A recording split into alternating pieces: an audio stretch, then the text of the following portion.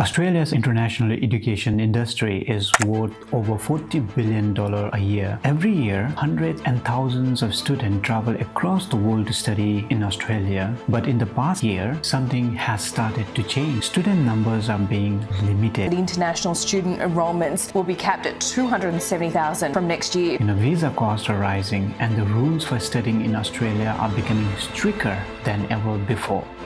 So for many students planning their future abroad, one question is now being asked around the world. Is Australia slowly closing its door to international students? Hi, my name is Shishir, and in this video, I'm going to break down what's really happening. So please stay tuned.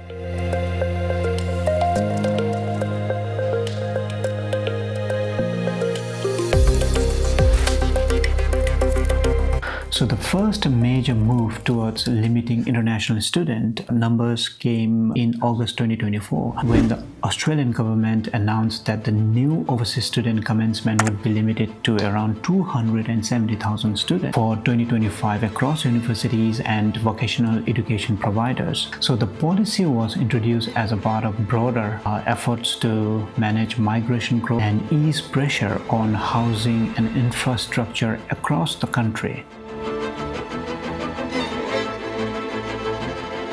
In November 2025, new student visa prioritization system was introduced. Under this system, visa applications are now prioritized based on the performance and compliance history of education providers. So this means the chances of visa approval can now depend not only on the student's application but also on the reputation and performance of the education provider they choose. So for many applicants, this change has made the visa process more selective and more competitive than ever before. January 2026, Australia also introduced stricter assessment rules for student visa applicants from several countries. India, Nepal, Bangladesh and Bhutan were removed from evidence level 2 to evidence level 3 under the student visa RICS framework. So this change means that applicants from these countries are now required to provide more detailed documentations and stronger evidence while applying for student visas. Application fees for the student visas plus 500 rose from AUD 1,600 to AUD 2,000. So this increase has made studying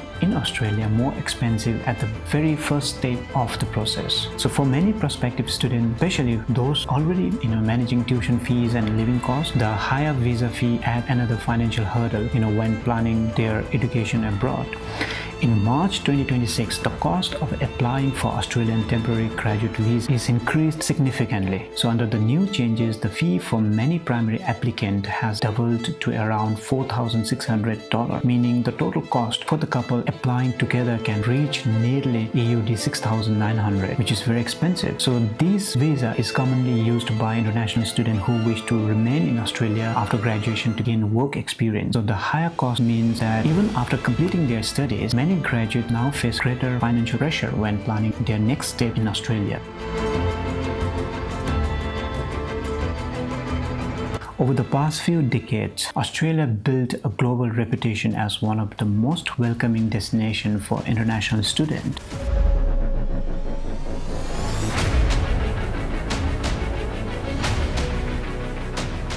So millions of students choose Australia not only for its universities but also for the opportunities it offered after graduation. But now the system appears to be shifting. Policies are tightening, costs are rising, and the bar for international students is becoming more selective than before. Why is Australia, once one of the world's most open destinations for international education, tightening its system so rapidly? Is this primarily about controlling migration numbers? Or is it about housing shortage? Or is this about maintaining the integrity and quality of education system? So let's take a closer look at what may really be driving this decision. So to understand why these changes are happening today, we first need to step back and understand how international students became such an important part of Australia's system. So for decades, Australia has been one of the most popular destinations in the world for international education. So students from across Asia and around the globe have chosen Australia for its high-quality universities, internationally recognized degrees, and the opportunity to gain work experience after graduation.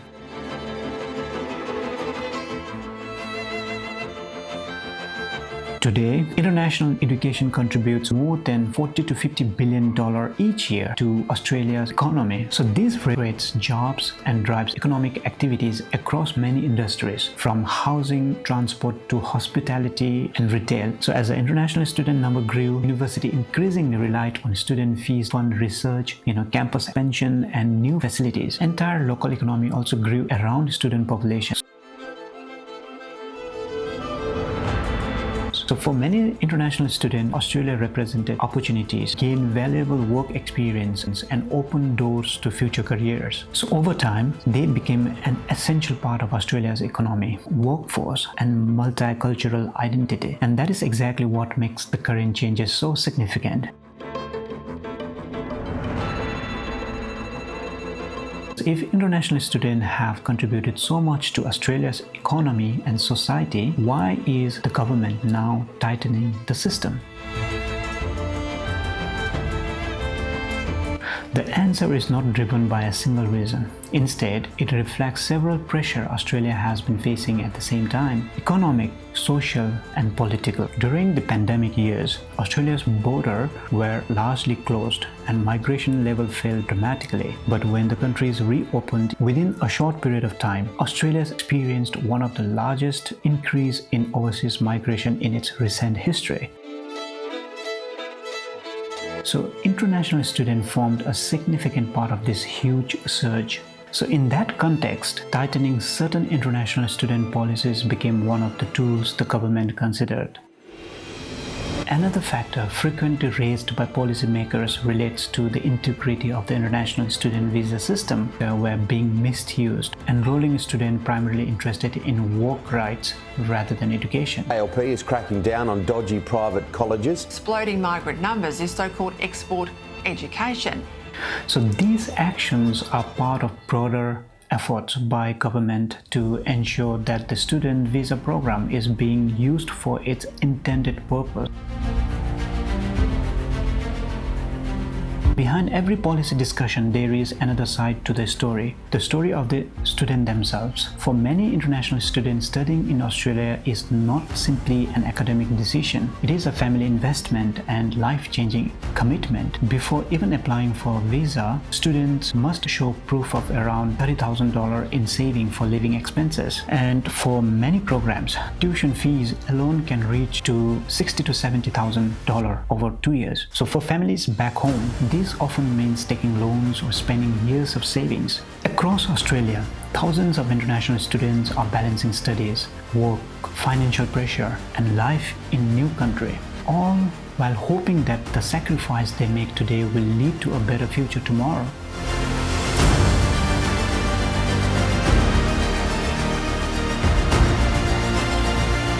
So, is Australia really closing its door to international students? The answer is more complex. Australia is not necessarily closing its doors, but it is becoming more selective about who enters, how many arrive, and how the system is managed. After years of rapid growth, the country is now moving towards a more controlled and carefully regulated international education system. Behind every visa policy, every migration stats, and every government announcement, there are real students and families trying to navigate a future that is constantly changing. So thank you for taking the time to watch this video. If this story or this explanation meant something to you, I would truly appreciate your support. So please subscribe to this channel because I will be sharing more videos like these. So thank you for watching. Until the next video.